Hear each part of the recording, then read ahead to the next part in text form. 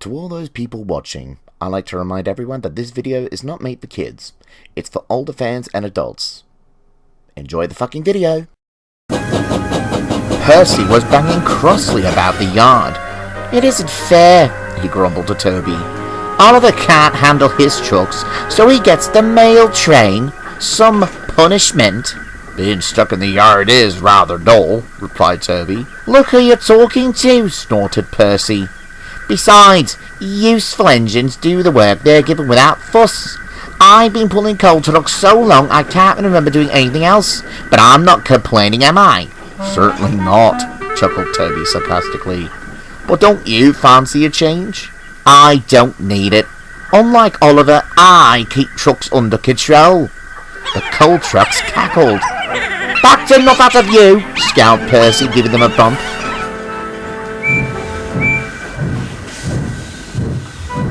Toby was worried. He knew agitation only led to trouble. Something had to be done.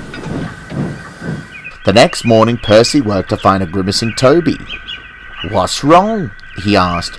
"My boiler feels funny," groaned Toby. "Must have had bad water. Will you take my passengers, please?" "But," protested Percy, "I'm filthy. And what about my trucks?" "I'll take your trucks once drivers look me over. The passengers won't mind your paint. They just want to be on time." "Huh," grunted Percy. "Seems I keep getting every job except the ones I want." "Useful engines do the work they're given without fuss," replied Toby slyly. Percy said no more. He fumed away, too grumpy to see Toby smiling to himself.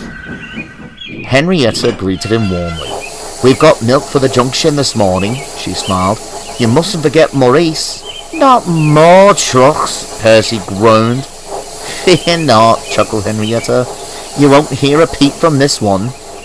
Percy couldn't stay cross for long. The morning sun shone and the passengers greeted him warmly.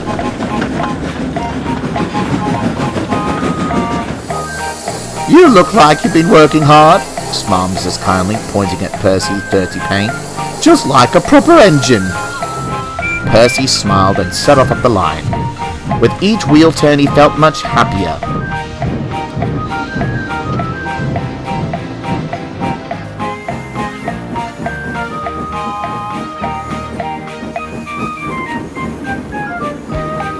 But Maurice, the milk tanker, began to grumble. "Oi, Henrietta, who's this dirty little runt?" he growled. "Toby and Daisy at least have the decency to look nice before taking me out."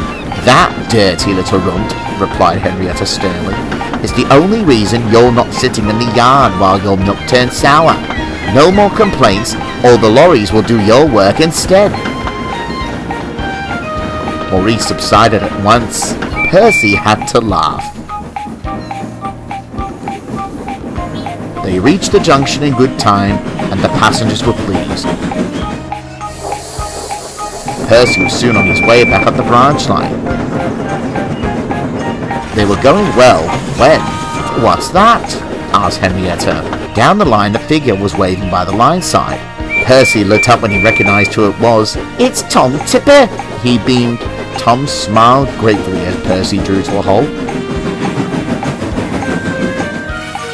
"I'm glad to see you, Percy. Not leaving the mail behind to be a passenger engine, are you?" "Certainly not, Mr. Tipper. I've just been working other jobs around the yard." "Glad to hear it.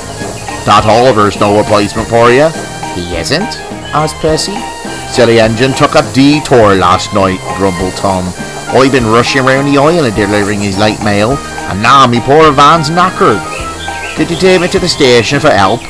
"Well, have you then in a jiff?" Percy grinned.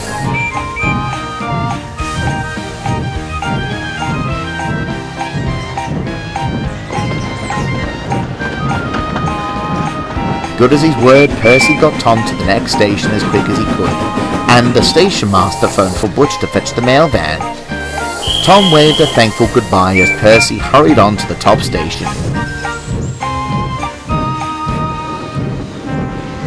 Percy returned to the sheds that night feeling much better. Toby was waiting. "Are you alright?" asked Percy. "Right as rain," smiled Toby. "The problem fixed itself not long after you left, if you can believe it." "You did it!" Shh! Hushed Toby with a wink. Here comes the fat controller.